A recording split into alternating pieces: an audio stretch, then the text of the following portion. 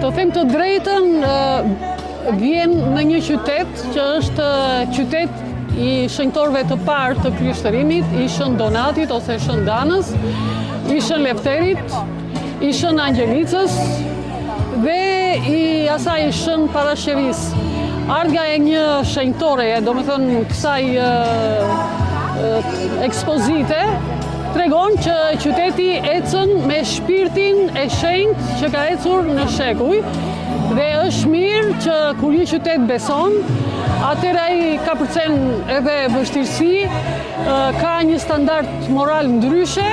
dhe është një qytet i hapur karshi vlerave që janë